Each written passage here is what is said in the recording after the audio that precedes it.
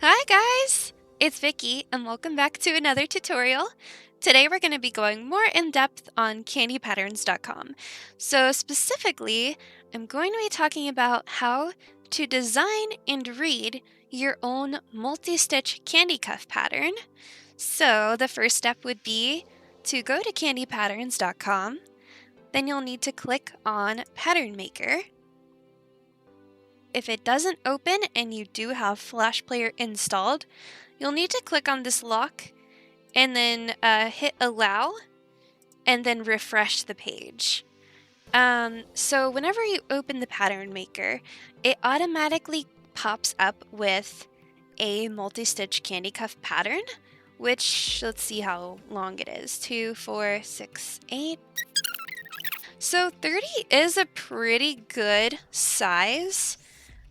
Depending what bead brand you're using, 30 beads around is probably good if you have like a 6 to 6.5 inch wrist. But yeah, if you have like a bigger or smaller wrist, you might need to make yours a little bigger or smaller.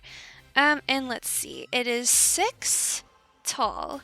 Now, if you want your cuff to be, a different size, you can generate your own template using this button, and then you can say, oh well, so the columns is the wideness. So let's say, what if I wanted 32 beads wide and 10 rows tall, and you just hit generate.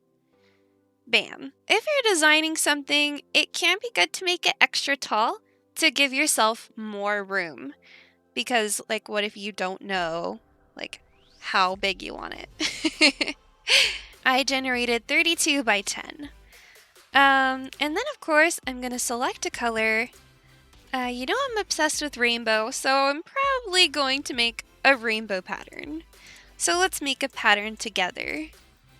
I'm going to start with pink. Oops.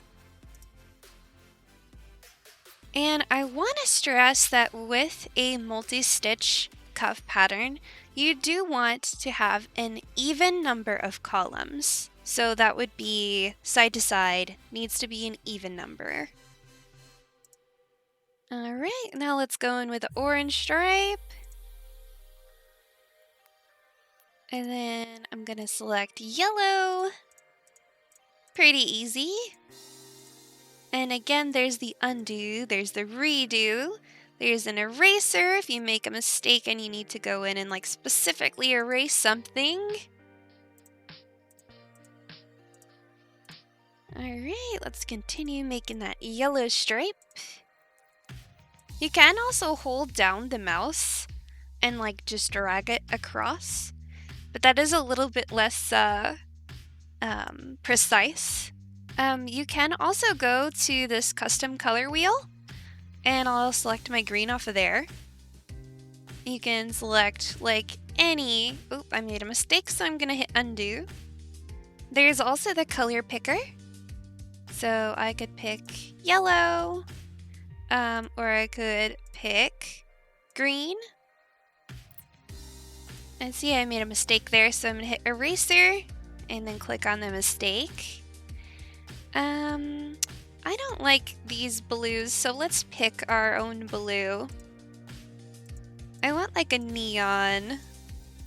Ooh, that blue looks nice.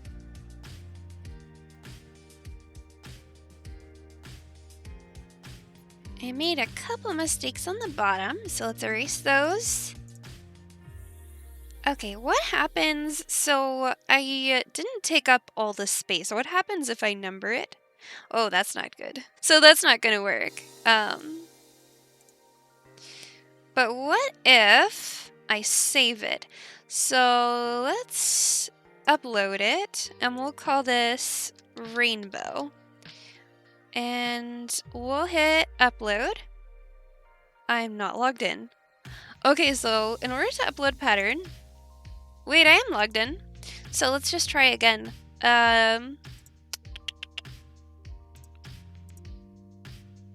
I think it does that glitch sometimes. I am logged in.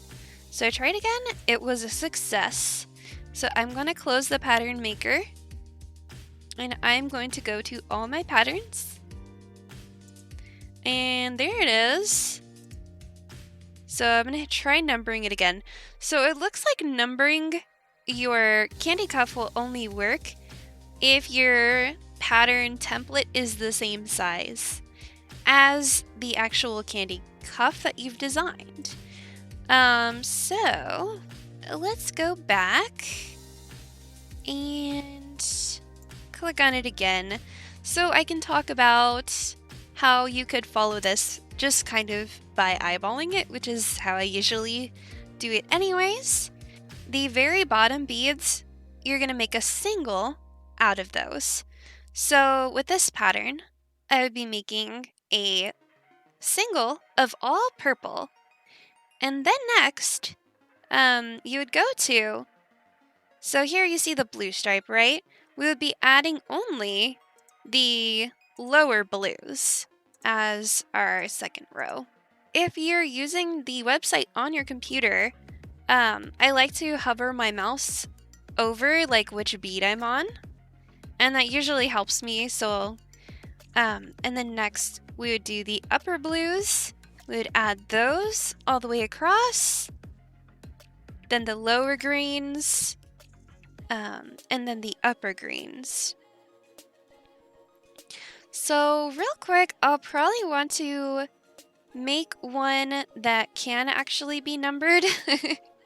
So I'll go back to the pattern maker and I'll use their pre-generated one because it's like the perfect size.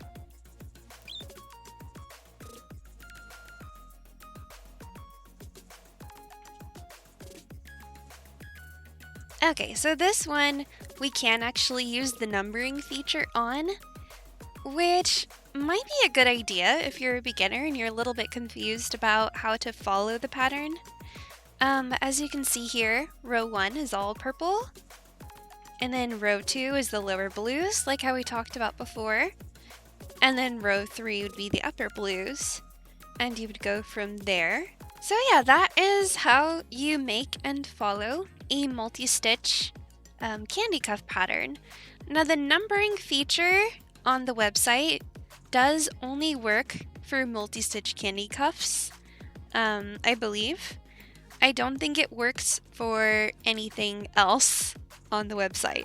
So I would definitely say multi-stitch candy cuffs are a really good start for if you're just beginning to make and follow patterns.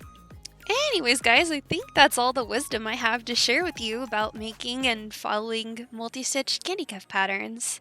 Let me know in the comments section if you have any related suggestions or questions about candy patterns. Hit the thumbs up if you liked the video, subscribe for more tutorials, and until next time, peace, love, unity, and respect.